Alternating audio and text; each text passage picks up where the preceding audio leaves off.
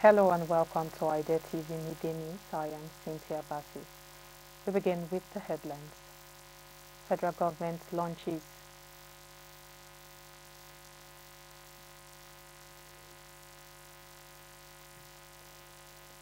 I beg your pardon. Federal government launches new safety standards for CNG, electric vehicles to strengthen auto sector and energy security. NUTM pushes for tech-driven ethical leaders to secure Africa's digital future. South Africa pushes for safer digital space with new online content laws. ABSA Visa renew pacts to boost secure digital payments and financial access in Africa. And in health, federal government delivers 500 health projects, commissions third cancer center in Benin. Africa CDC deploys AI and data tools to strengthen disease surveillance. And in business, over 3,500 Nigerian products now enter the UK duty-free under new trade standards deal. Kenya boosts trade security with new digital logistics strategy. And lastly, in sport, Fulham restricts dressing room content over security concerns. Now the news in full. The federal government has introduced new national standards for compressed natural gas and electric vehicles, marking a major step in Nigeria's transition to cleaner and more secure energy solutions. The rollout began yesterday in Abuja, led by the Ministry of Industry, Trade and Investment, with a focus on boosting technical capacity, industrial competitiveness and energy independence. The standards developed through the National Automotive Design and Development Council in collaboration for technical education cover the conversion, calibration and maintenance of gas-powered hybrid and electric vehicles. In addition, national guidelines have been introduced to ensure safety, standardization and uniformity in CNG conversions across the country. The framework also supports formal certification up to Level 5 of the National Skills Qualification Framework aimed at empowering technicians with globally competitive skills. Authorities say the move will reduce Nigeria's reliance on petrol and diesel, help lower emissions and take advantage of the country's natural gas reserves. The presidential CNG initiative is also encouraging private sector participation with plans to roll out 200 refueling stations nationwide to support cleaner transport alternatives. This development follows a 2.5 billion naira credit scheme launched in March to encourage CNG vehicle conversions and local kit manufacturing as part of broader efforts to enhance energy sustainability and affordability. The Nigerian University of Technology and Management has renewed its call for schools across Africa to prioritize the development of ethical, tech-driven leaders capable of addressing real-world challenges. The institution, which began operations in Lagos in 2020, says it is driving a new model of higher education focused on cybersecurity, robotics, Well, I was drawn to AITM because of the experience of someone who has been here before, and he said a lot of good things about the school. to create leaders who are going to change Africa and the world. One thing NETM promised was to provide world-class education to all its students. Everybody in the NETM community, there's a drive that we all give ourselves to go the extra mile, strive for excellence, just be the best you can be. One thing I love about NETM. The school says it is preparing graduates to secure Africa's digital infrastructure and innovation space. The institution is also planning to expand its offerings to meet the fast-changing needs of Nigeria and the continent. Moving on to other news, South Africa is taking major steps to tighten its digital content laws and improve online safety. The Department of Communications and Digital Technologies has released a new draft white paper aimed at overhauling outdated media regulations to keep pace with today's fast-moving digital environment. The proposed policy addresses the growing influence of streaming platforms, online video services, and social media, while also setting out stronger measures to protect users in the digital space. The update comes as part of a broader push for modernize South Africa's legal framework on audio and audiovisual media services. Members of the public and interested stakeholders have been encouraged to submit their feedback. A 30-day window has been opened from the date of the publication in the Government's Gazette for written comments to be submitted directly to the Department of Communications and Digital Technologies. The draft document is available for review on both the department's official website and the central government portal. Submissions should be sent to the Director General and must reference the draft white paper on audio and audiovisual media services online and online safety in the subject line. The move reflects South Africa's broader efforts to strike a balance between innovation, digital rights and user safety in a rapidly changing tech landscape. In other news, ABSA, in a major move to deepen digital finance and strengthen cybersecurity across Africa, ABSA and global payments leader Visa have renewed their strategic partnership. The renewed agreement focuses on expanding secure, inclusive and innovative payment systems across ABSA's operations outside South Africa. The signing ceremony held in Johannesburg marked the continuation of a long-standing relationship aimed at transforming how individuals and businesses access financial services across the continent. The collaboration will prioritize the expansion of digital infrastructure, support for small businesses and the rollout of advanced card and payment solutions that meet evolving customer needs. Over the years, the partnership has introduced several first-of-its-kind services, including Visa Direct enabling cards to card domestic and international payments, and premium offerings like Visa Signature and Infinite Metal cards. ABSA also pioneered issuer wallets in ABSA Pay and recently launched Visa Business Credit Cards to help entrepreneurs manage expenses and access tailored financial solutions with enhanced digital security and tools like Visa Spend Clarity Plus. The partnership now enables virtual card issuance and improved control for business clients, a first for Sub-Saharan Africa. The renewed pact is expected to fast-track access to credit, increase digital payment adoption, and improve financial inclusion, especially for underserved communities. It also reinforces both institutions' commitment to secure, technology-driven financial ecosystems across the continent. ABSA and Visa say they will continue working together to drive innovation in digital commerce and inclusive economic growth, leveraging local insight and global technology to shape the future of finance in Africa. We go on a quick break now. The news continues when we return. Stay tuned.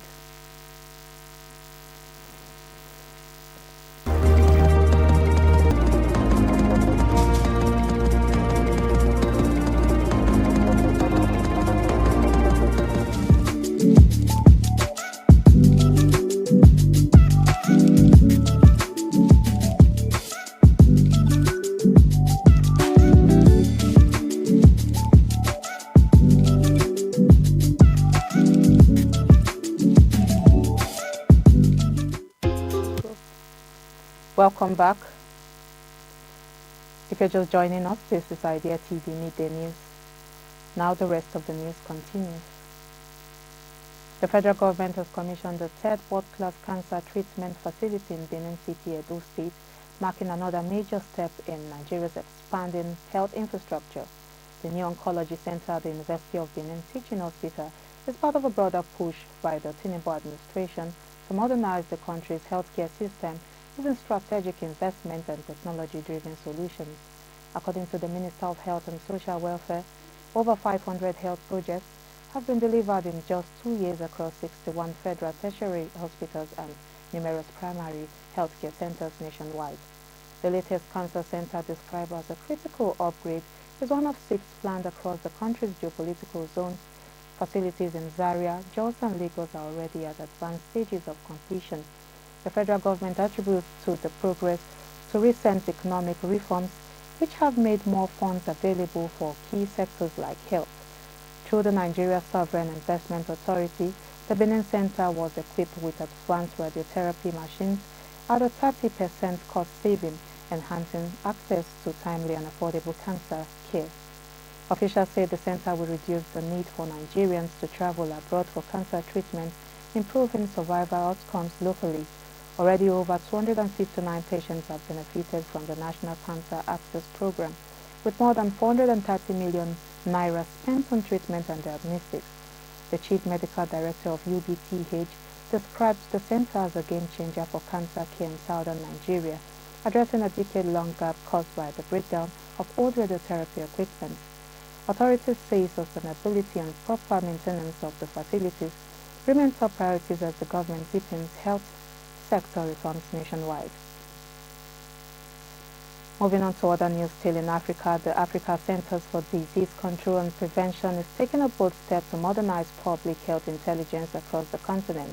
As Mpox cases continue to rise and new virus strains emerge, so far 26 African countries have recorded Mpox infections, a sharp increase from just 7 a year ago. New clades of the virus, including the more deadly clade 1 and the sexually transmissible clades 2B, are complicating containment efforts in countries like the Democratic Republic of Congo and Uganda. In response, Africa CDC is rolling out a continent-wide digital initiative designed to improve disease tracking, response, and cross-border collaboration. Central to this is the upcoming launch of the Africa Health Knowledge Management Portal, a new digital platform that will provide real-time access to critical health data, research, and policy insights. Built with support from the Rockefeller and MasterCard Foundations, the portal will feature integrated AI tools including multilingual translation, smart search, real-time document comparison, and an interactive chatbot. It will be mobile-friendly and personalized for users ranging from national policymakers to frontline health workers. Africa CDC says the platform will function at continental, regional, and national levels, allowing member countries to either host their portals or connect to the main continental system. It also plans to train national knowledge managers, promote data sharing through virtual learning sessions, and create regional communities of practice. The digital infrastructure is expected to strengthen evidence-based decision-making, reinforce national health systems, and boost Africa's capacity to respond swiftly to future public health threats. As outbreaks grow, more complex and cross-border health threats persist. The Africa CDC is positioning digital innovation and data integration at the center of the continent's health security strategy. Moving on to business news, in a major boost for Nigeria's export and trade capacity, over 3,500 Nigerian products can now enter the United Kingdom without paying import duties. This development comes under the UK's Developing Countries Trading Scheme, which offers zero tariff access to a wide range of goods from eligible nations. The announcement was made during the unveiling of the third phase of the UK-Nigeria Standards Partnership Programme. This initiative, launched in 2023, is a technical cooperation between the UK government and Nigeria's National Quality Council, aimed at reducing trade barriers, improving product competitiveness, and aligning Nigeria's export goods with international standards. At the event, officials highlighted the scheme is particularly beneficial for local manufacturers, agribusinesses, and small to medium enterprises looking to scale into high-value international markets. The program also supports Nigeria's national quality policy, strengthens regulatory institutions like the Standards Organization of Nigeria and the Nigeria National Accreditation Body, and focuses on areas such as metrology, conformity assessment, and product certification. With increasing interest from British investors in Africa's resource potential, the partnership is expected to ease trade procedures, stimulate industrial growth, and create new economic opportunities. This reflects a growing push to integrate African innovation and quality systems into global supply chains, enhancing trust in Nigeria-made products across borders. In Kenya, Kenya's logistics and trade infrastructure is taking a major step toward enhanced efficiency and security with the launch of a new digital transformation strategy by the Kenyan International Freight and Warehousing Association. The Strategic Plan 2025 to 2030, unveiled in Nairobi and supported by top government officials, outlines a shift to a centralized digital clearing and forwarding system designed to streamline freight operations and improve transparency across the sector. The move aligns with national efforts under the Ministry of Information, Communications and the Digital Economy to digitize key services through the ongoing Digital Superhighway program. The logistics sector, seen as a critical link in the bottom-up economic transformation agenda, is expected to benefit from improved coordination, reduced trade costs, and enhanced access for small businesses. At the launch, leaders from Kenya Ports Authority, the Kenyan Maritime Authority, and other major stakeholders reaffirmed the need for cross-sector collaboration to drive regulatory compliance and boost user trust in the new system. The digital strategy also comes with a fresh brand identity, signaling a new chapter for Kifwa as it positions Kenya as a leading gateway for continental trade and investments. The development marks a decisive shift in how logistics operations are managed and monitored, paving the ways for a more secure, technology-driven trade environment in East Africa. And moving on to sports, Premier League club Fulham has moved to tighten digital security and media control by banning players from sharing behind-the-scenes content from the dressing room on social media platforms, mostly notably Snapchat. The restriction, which came into effect this week, directly affects Nigerian midfielder Alex Iwobi, whose personal post from inside the changing room has become a fan favorite online. According to updates shared by Iwobi, the club's media team has stepped in to enforce a new policy prohibiting all behind-the-scenes footages from the players' area. The club reportedly issued a warning that any further violation of the rule could attract financial penalties, signaling a more serious approach to controlling internet content flow. While Iwobi's Snapchat presence had offered unique insight into the atmosphere with Fulham's squad, the club appears focused on limiting exposure of private team moments, tactical discussions, and sensitive footage that could raise security or privacy risks. The move reflects a growing trend among top football clubs to impose stricter guidelines on social media use by players, especially when it involves areas deemed off-limits to the public eye. Fulham's decision underscores the balancing act between player engagement and digital responsibility in an era where content can go viral in seconds. For now, Fulham fans may have to settle for more official, curated content from the club's channel as teams across Europe become more protective of their digital boundaries. And that's all we have for you on the Idea TV Midday News. But before we go, here's a recap of the headlines. The federal government launches new safety standards for CNG electric vehicles to strengthen auto sector and energy security. We brought to you news that NUTM pushes for tech-driven and ethical leaders to secure Africa's digital future. We also brought to you news that South Africa pushes for safer digital space with new online content laws. AFSA and Visa renew pacts to boost secure digital payments and financial access in Africa. And in health, FG delivers 500 health projects, commissions Third Cancer Center in Benin. Africa CDC deploys AI and data tools to strengthen disease surveillance. And in business, over 3,500 Nigerian products now enter the UK duty-free under new trade standards deal. Kenya boosts trade security with new digital logistics strategies.